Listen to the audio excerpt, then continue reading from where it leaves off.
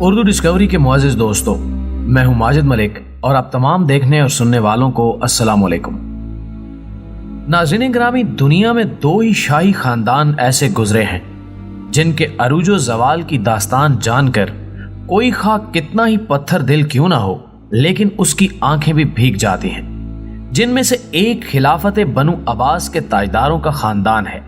جن کے عروج و زوال میں کئی عباسی خلفاء کو اپنی بینائی سے محروم ہو کر بغداد کی جامع مسجد میں بھیک مانگتے ہوئے بھی دیکھا گیا، جبکہ دوسرا ہندوستان کا وہ خاندان ہے جس کے ایک دانا فرد نے 1526 میں سلطنت مغلیہ کی بنیاد رکھی اور جس کی عظمت و شہرت کے چرچے اس کی سرحدوں سے نکل کر پوری دنیا تک پھیلے ہوئے تھے۔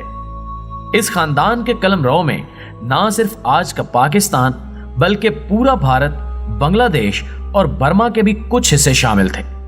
لیکن جب مغلوں نے بھی تلوار رکھ کر محض تاج شاہی کو اپنا زیور بناتے ہوئے ظلم اور عیاشی کو اپنا شعار بنایا تو دست فطرت اس طرح حرکت میں آیا کہ آخری مغل فرما روا بہادر شاہ ظفر کو اپنی زندگی میں ہی یہ کہنا پڑا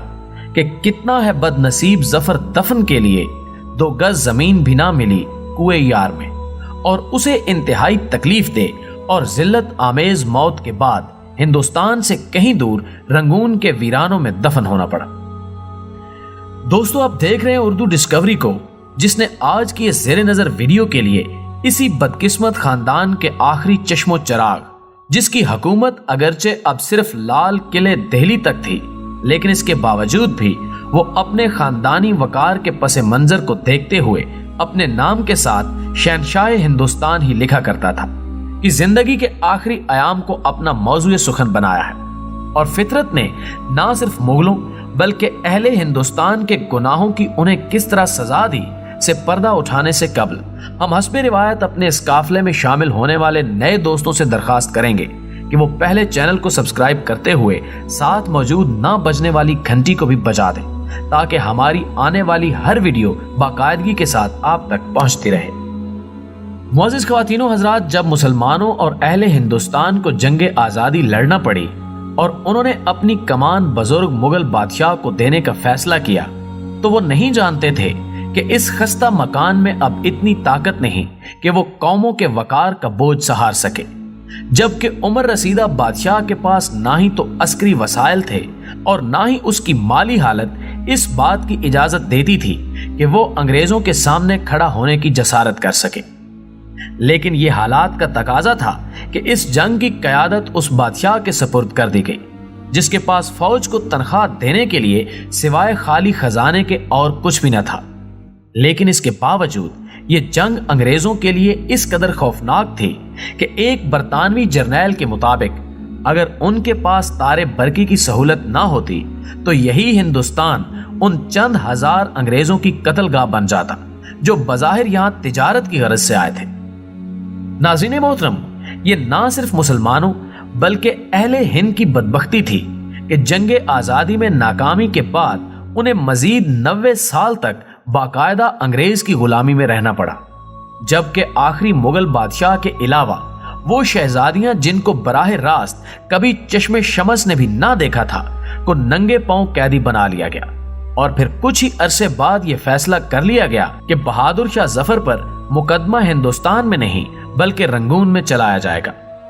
یہ 17 اکتوبر 1858 کا دن تھا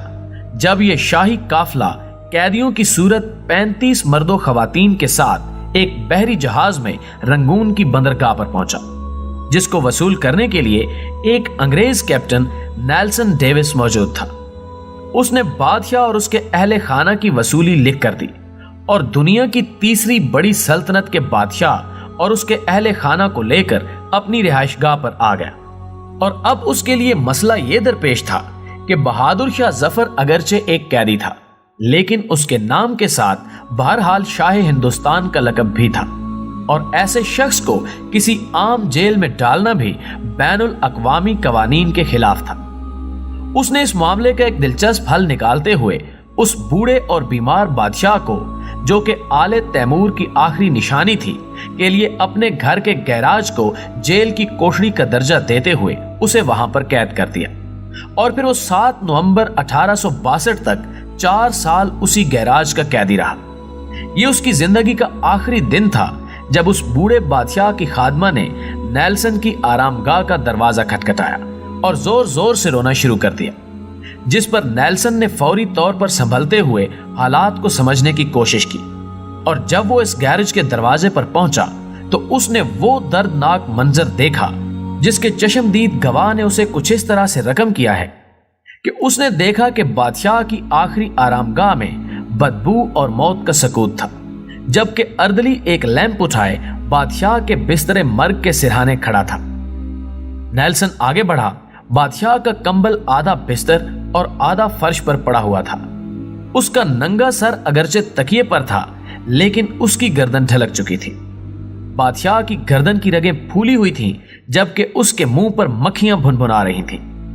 इस मंजर के बारे में खुद नेल्सन कहता है कि उसने अपनी जिंदगी में हजारों चेहरे देखे हैं, लेकिन किसी भी चेहरे पर इस कदर बेचारगी नहीं देखी थी।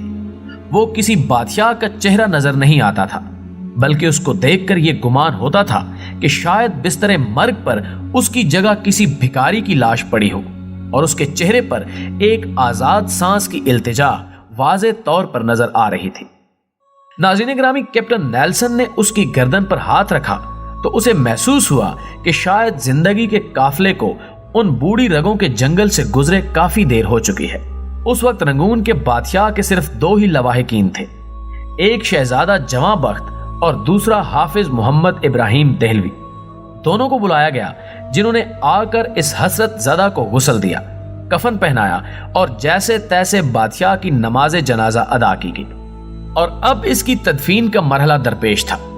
पूरे रंगून में हिंदुस्तान के आखिरी ताजदार के लिए 2 गज जमीन भी मुयस्सर ना थी। बिलाखिर एक सरकारी अहाते में कब्र खोदकर बहादुर शाह जफर को दफन कर दिया गया।